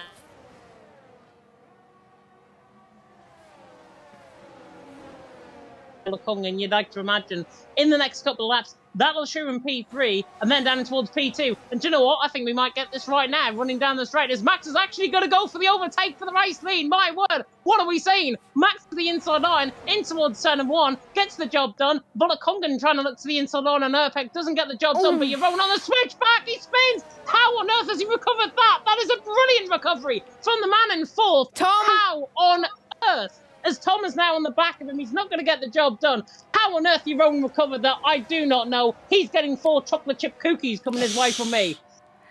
He's doing a great job there to keep the car control. If that was me, James, I would have spun there and hit a wall. Yeah. So that is why, again, we're in the commentary box and they're racing because they do a better job than us. But yeah, fair play to him. He could still be on for a podium here as well. He's just got to maybe force Volakongan to potentially get a penalty or anything like that, but obviously not on purpose, but try and find some ways to put Volakongan under pressure a little bit. You can see, look at the gap that Max is pulling away. 0.7 of a second. I wonder if the first few laps of this stint, he was saving tyres, knowing on what he could have done, and now he's pushing, whereas everyone else behind him was pushing, and that meant Max is able to increase that gap a little bit. Or maybe Urpek can challenge for the win. Let us know your opinions in the chat. Quite a few people in the chat earlier were predicting Max for the win. Your predictions might come true as well. But there we go. As Alex was saying in the chat, I don't know, Jess, James is a multiple-time race winner this season in a league that must not be named. But there we go, as Max and Urpek not challenging up in that regard, but Sam Game as well on the back of a running, but again, not close enough this time around. No, he was looking on the back there of Aurelian, and you may as well stick a nose up the inside line, because it never know where it might lead you to. It might lead you to gaining position at the end of the day, but Sam Gamer has got to be careful, because remember, he's got that 3-second penalty, so has Tom. Rodadol's got 9 seconds worth penalty. We were saying Marlon was going to be picking up the most penalties. Rodadol's definitely taking that crown right now, and Francesco's got 3 as well, and of course, he had that 5-second penalty for corner cutting, which is why he actually lost the time later on. That has just picked me on lap 23 out of 29. Yeah. No, I'm not stupid. I've just remembered that. Max out on top, though, from Urpek in 2nd, Volakongan there in 3rd. Max is doing so well. I think, though, I'll be honest here, he's taken the playbook right out of F7R right now. He's seen what Kai Pearson and Reese Linton did around here in a league that must not be named, but you'll know which league I'm on about. Max has fully taken what they'd done in their race in the team event, and he's literally read every single part of that race, and that's exactly what he's doing. It's like a Reese Linton, Kai Pearson performance right now from Max. It's looking good. Urpek, though, is coming at him down and towards turn 1. I don't think he's going to get the job done. Somebody that might know is Nando on the back of Benzer in towards turn 1. Again, he's not close enough. But Max leading the way, it's looked very passive from him right now. He's got the advantage. He's got Urpek there on sort of half the back foot. But Urpek now, all of a sudden, he's beginning to gain EOS back. He's now going to be on par with Max. So they're pretty much going to be even towards the final 5 laps of this race, which, for me, one thing, both season 33 F1 champion and last season's F2 champion are about to do battle in Qatar. I'm looking forward to this one. I'm looking forward to this as well. And did you say, James, we could have a scrap to the line and maybe decide by a few hundredths of a second? Oh, we will. We will. We will. I think we will. I think we will as well. And someone is saying in the chat how the Max play more Fortnite than F1 and hate the track and is still going to win. I don't know. But we were talking about this before the race. People saying, oh, they hate Qatar doesn't mean they're going to do bad around here. Quite a lot of people that hate tracks may practice on those tracks more than the tracks they like. And that's probably why Max is doing well right now. And maybe he'll probably say in his interview that if he does get an interview, oh, I like the track now. And he may do rubbish in the next race in Qatar. You never know if we do a race there next season. Probably not, because we've done this 2 seasons in a row. But yeah, sometimes that's how the mind works sometimes. There's a few tracks that I've done rubbish in, and what I think I hate, and I've done well in. So there we go. That's just how the mind works sometimes as well. But lap 25 to 29, Max still leads. Urpek in second. Volakongan in third, Jeroen in fourth, Tom in fifth, but he's got that time penalty, so it'll be a run-in, it'll be a net P5. That will still be a good result, and they'll still be in a good position in the championship as well. Ryan, unfortunately, is not within DRS range, so it's really the top 11 that can still go for this race victory on track, so we'll have to wait and see what happens there, as it's just a lovely track that's designed by Codemasters as well. Absolutely brilliant stuff as well, but I wonder if Urpek is being a little bit nervous right now. It's his second race in PSGL PSF1, and he could be on course to be taking a win in his second race after racing in F2 last season. That will be absolutely incredible for him as well. And it just goes to show, like we talked about for the last few seasons, even when James wasn't around, the skill level is just so close between all the tiers, all the no assist tiers in PSGL. It's just absolutely insane. It's just about having the luck on track, it's about having the strategy, and it's about having the skill required as well. There could be one driver in the lower tiers that could be getting a good result here right now. You never know.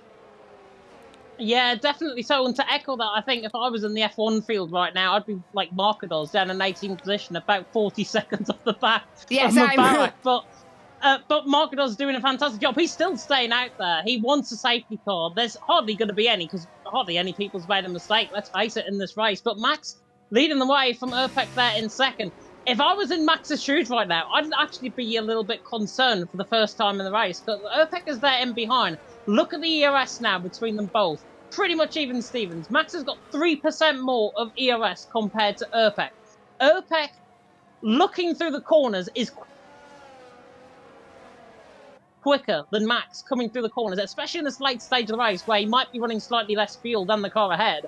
Urpek there has got to realise he's got to, I think, apply the pressure coming through these final couple of corners, through 12, 13, 14. That's exactly what he's doing. He's so quick coming through this part. Might be setup related, might be less fuel, but whatever it is, Urpek is gaining on Max through that part of the track. And then through the final corners where the straights happen, Urpek is again on the back foot. He's 5 tenths behind. But if I was him right now, I'd actually go for the move in towards turn 1. Put Max under pressure for the first time in this race.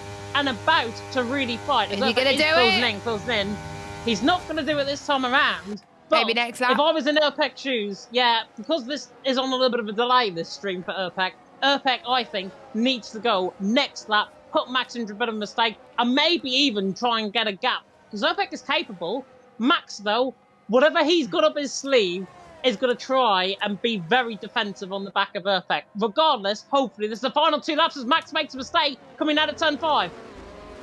Yes, and this is the mistake that Urpek wanted to see as well. He's even closing up by just a few tenths now, and this could be the shot he needs to be getting his first win in PSGL. Max looking on course to be winning a second race in a row, and that will be really great despite the troubles he had last season. He was near the bottom of the standings last season, and that's how poor a season he's had in PSGL in season 34, but in season 35 it's more than ideal, and Marcos has realised we're not going to get another safety car. Understandable, he is retired from the race, but fair play for him giving it a good go and staying out for as long as he can, because you never know, there could be a safety car. But fair play, guys. I don't think we had a safety car last season as well here in Qatar, which shows how much skill these drivers at PSGL PSF1 definitely have, and we're looking forward to the rest of the season.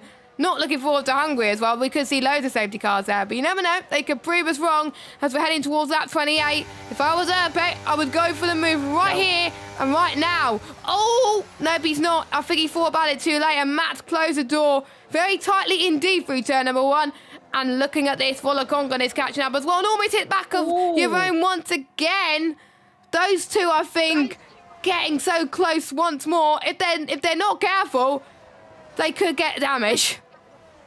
They could get punctures as well. Volokongan, I'm right on board with him right now. His rear left tyre is completely shredding in terms of blistering. It must be about 75% that he's on right now, the Norwegian, because he can't keep up with the front two, and that's going to put him completely on the back foot. So Volokongan and Jeroen and Tom and Aurelian, I think, are the ones to watch out for. They're in 5th and 6th position. They're not going to be 5th and 6th, as we see Francesco actually going for a set of soft compound tyres, going to go for fastest lap.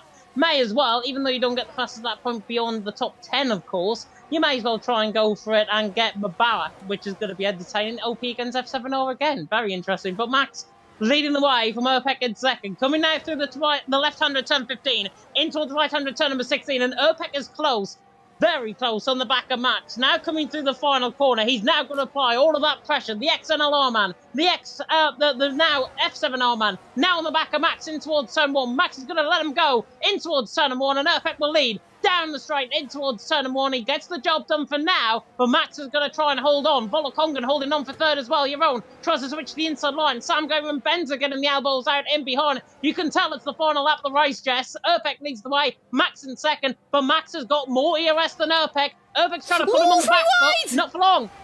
Aurelian, Sam Gamer and Benza, they're all going 3 wide. My oh my, this is the last lap, and you can tell down they're all deploying a lot of battery, and you can tell that the light is on, which means that they're struggling a little bit as well. Keep an eye on fuel as well. There's a people that will be surprised if nobody runs out of fuel. I think we could see at least 1 or 2 drivers running out of fuel, but let's draw our attention to the top 2. It's still not over for Mats. This could be a run to the line that he's talking about. It's 3/10 per second, and all it could take to get this race win, it could be someone getting a penalty. We don't know. Now heading towards the triple right-handers for the final time in this race, and Max has won wide. How was that not a penalty? I don't know. It might be his first warning. If it was, fair play to him. It's going to be so tight on the run to the line. He's got a beautiful run. He's won wide there again. I think that's 2 warnings for Max now in the space of the final corner. You can tell he is pushing. Is it going to be Max or is it going to be Erpek that gets his race win? Well, we know the answer to that right now. Erpek's crossed the line and he takes his first victory in PSF1. Absolutely fantastic. Matt crossed the line in second. He still remains your championship leader. Volokongan third, Jeroen fourth, Aurelian in fifth, Benza in sixth, and by 80,000 per second, Nando just misses out, unfortunately, but we got Louis, because he's all Marlon rounds up your top 10, but Erpek was your PSF2 champion last season, and is now the PSF1 winner for the very first time. Could we see a repeat of what we've seen previous PSF2 champions have done? Will we see a repeat of Mr. Jerry Van Bussel? Well, Jerry Van Bussel's in the chat and he's saying Erpek destroying the Kai and Sav from PlayStation 9. Yeah, I will hold my account to that one. But Erpek managed that really well. What caused the mistake for Max? He took overtake mode into turn number 12, and you do not want to be doing that around a track like this. Francesco, by the way, and Mubarak are retiring, and Mubarak has finished the race. Francesco's in the pit lane, and Speed's in the pit lane, in fact. But Erpek taking the race win. Absolutely deserved that in the end. If it wasn't for that mistake from Max, that would have been a complete drag to the line, and Max had about 6-7% more ERS. Would he have got him? I don't know. It could have been different. Marlon gets Driver of the Day awarded by the in-game fans, but Erpek absolutely deserves that. The ex-NLR man, now part of F7R, getting out on top. Absolutely deserving. But Max, from being very passive in the race and almost being, I think, a little bit too cocky, I think, with what he was thinking going into the final few laps of the race. Max got that, unfortunately for him, and, well, he ran wide through turn number 12, and then the rest is history. Yeah, and you do not want to be running ERS that close to the end of the race, because that's when mistakes happen, and it was a shame for Max, but he can't complain pretty much because he's still your championship leader, and it's going to be quite a close championship, so make sure you stay tuned for the rest of this one, because it's going to be absolutely epic. So, for the first time, Erpek is your PSGL PSF1 race winner in Qatar. Max in second, Volokonga in third, Jeroen in fourth, Aurelian in fifth, Benza in sixth, Nando in seventh, Louis in eighth, Kazil ninth, and then Marlon, your top 10. Marlon from 19th, by the way, to 10th, and from Kazil 16th to 9th. They've had some really good performances. Nando as well, his first points of the season. He will take that in a heartbeat. But let's get through your rest results. Sam Gamer, a poor showing for him, but all of them were so close. It was the penalties that pretty much outdid him today. Then we got Ryan Stefano, Ryder Down, Mubarak, Francesco, and Mark are your finishers. And your retirements, Markados and Keke and Lars. What a result. What a result. What a race.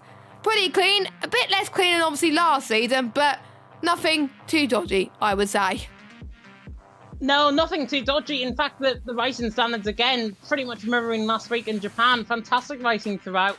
Really, really strong showing there from Erpek. An absolute masterclass, I think, in that final lap of the race. As I say, Max, if it wasn't for that mistake and him running overtake mode into the apex, into the entry of turn number 12, that would have been very close to the line. Absolutely determined. If that race was to be run again, I really hope it doesn't, by the way, but if that race was run again, it may have got a different story. But it was a fantastic race. Really, really well done to everyone out on track. Alex the G saying Enela Erpek is well clear. Well, we'll see about tomorrow night, of course, in the other league that is happening tomorrow. But it's deserving from Erpek, but for Max, it's a case of what could have been. Yeah, it's what could have been for Max, but sometimes you don't have to win everything in terms of winning a championship. We saw that with Dernurco.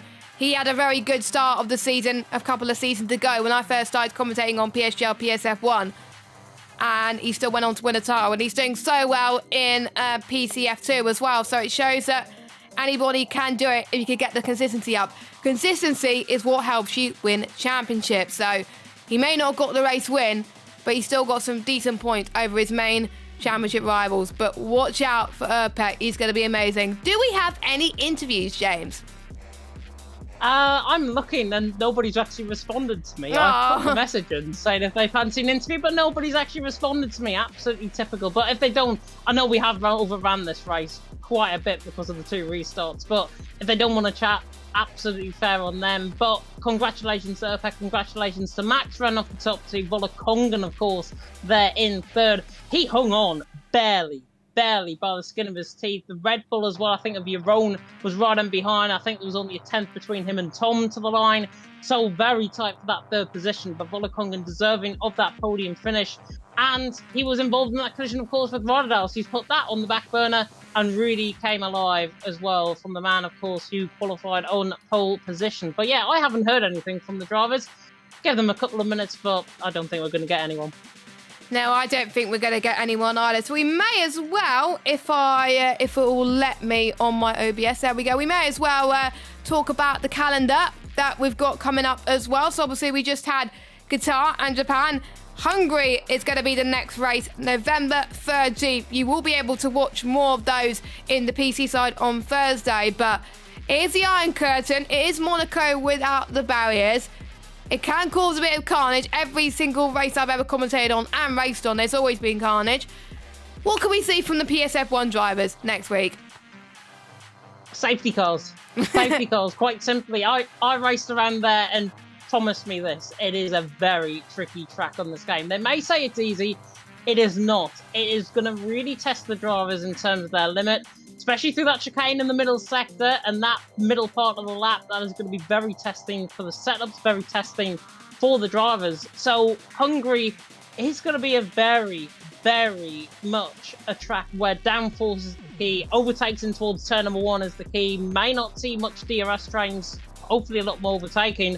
But what I can say with absolute confidence, though, Jess, is the drivers are going to be hungry for more. Exactly, they will definitely be hungry for more. I was going to nick that pun today, and you nicked it from me, so thanks, James. But I will keep an eye on that for next week. But I think we're going to wrap it up. There's no one that wants to speak to us, unfortunately. Oh, wait, hold on. Is somebody waiting in the waiting room? I have a feeling that might be Erpek there in the chat, actually, on YouTube, saying, where was the interview channel on Discord? It's the waiting room. If you can see the waiting room. It's in the commentators section on the Discord. And it should be after the last commentary box. Go in now and we'll drag you in. Yeah, I think it's Erpek. I hope it is Erpek. If it's not, it's Volokongan, because I think Max uses his own account, so it's one of the two. Yeah, so that means we'll have to ramble on for a little bit longer. We thought we were going to end that there as well, but no, it doesn't look like it at the moment. But there's certain drivers like Sangamer didn't really put on much of a show towards the end, mainly because of his penalties. If it wasn't for his penalties, he would have got points. But like I said, they had to be careful with track limits. They really did. Sorry, you cut out for me just there. I think there was a little bit of an issue on my end. But yeah, definitely going to be interesting. Sam Gamer getting caught in track limits. Track limits very, very key around Hungary as well. So the drivers are going to be picking up penalties around there. And it's going to be a case of potentially Volokongan is a one to watch out for around there. He won in season 33, I think it was, on his F1 debut. Yes. He won around there, and it was his sole victory, actually. Didn't even pick up a victory in F2, I don't think, the season before. But he won an F1 in Hungary. He's a specialist around there. He's proved that tonight here in Qatar with the podium in P3.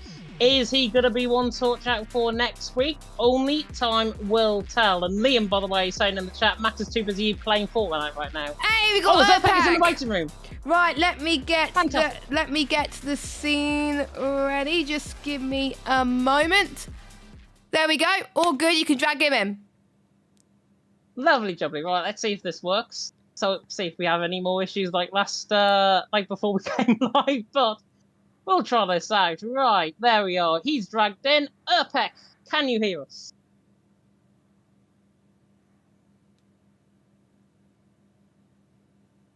Well, he came off mute and then he's not there. Erpek, can you hear us? Hello?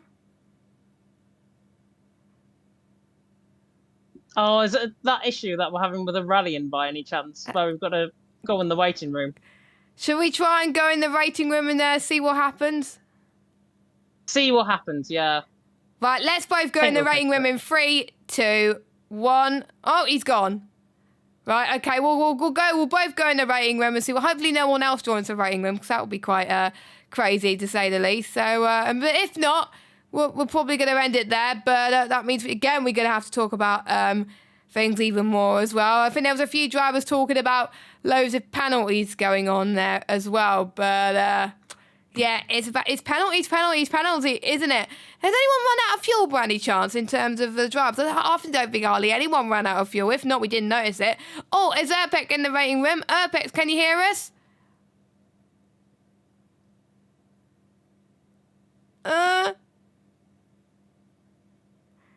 Well, it doesn't look like us moving to the rating room proved anything, really. I'll try one more time. Erpek, can you hear us?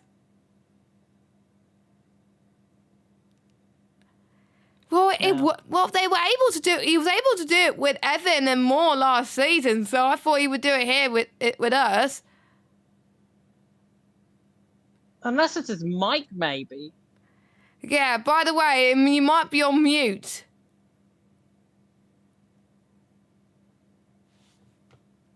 There, I've just did something there. Has that worked? No. Oh my God! Oh, there he is. That made me jump, bloody hell. Erpek, can you hear us? Can you hear me? Yeah, we can hear you. Over to you, James. Thank you very much, Jesse. Yeah, Erpek, congratulations. P1 out on track.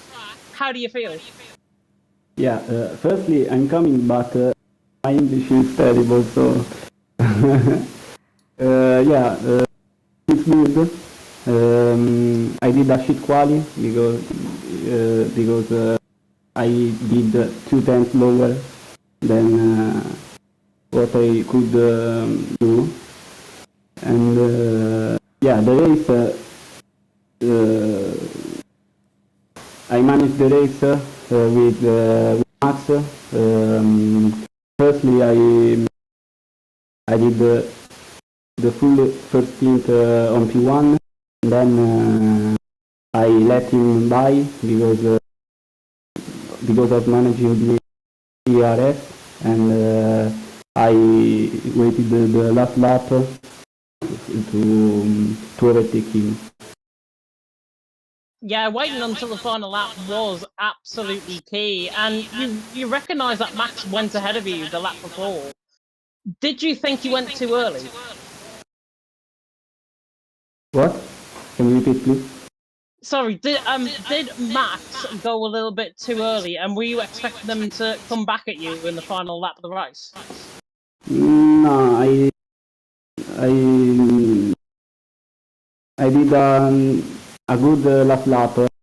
I know that I could do this lap, so I know my pace, and I was quite sure that I could keep him behind.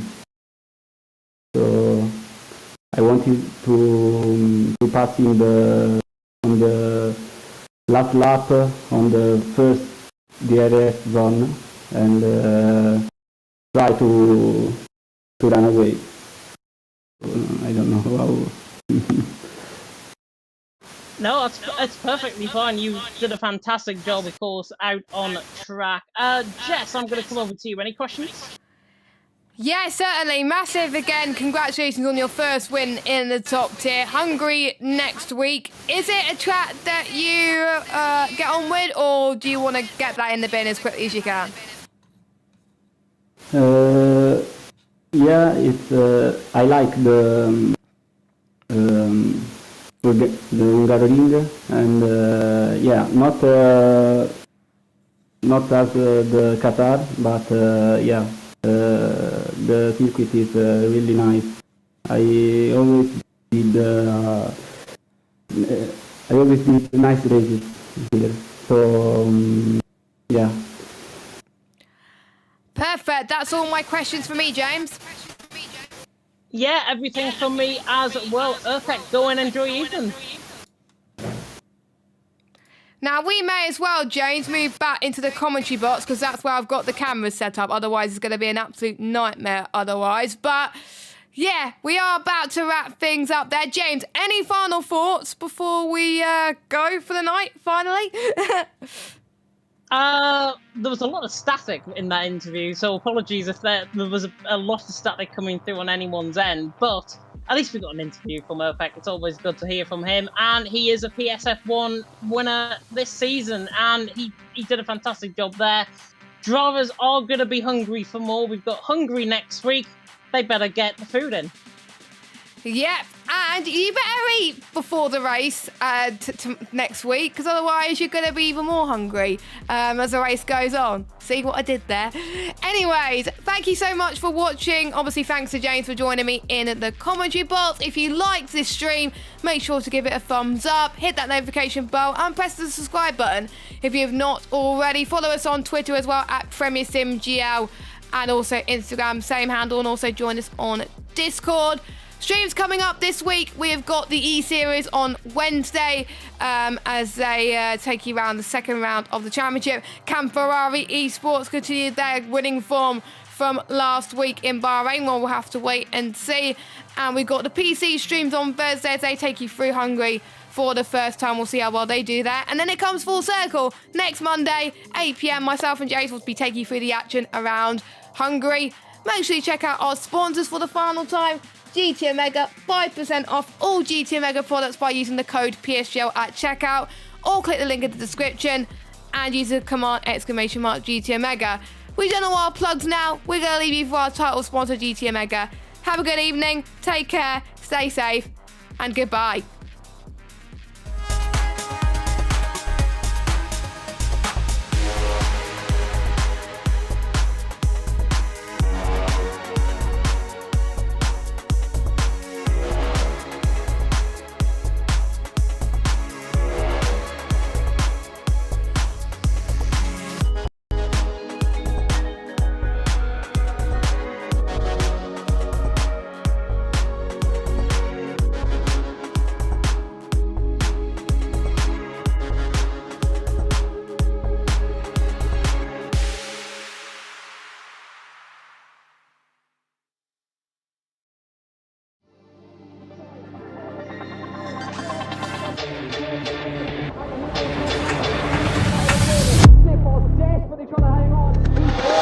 He's got the inside. Ortmere is through on the left-hand side.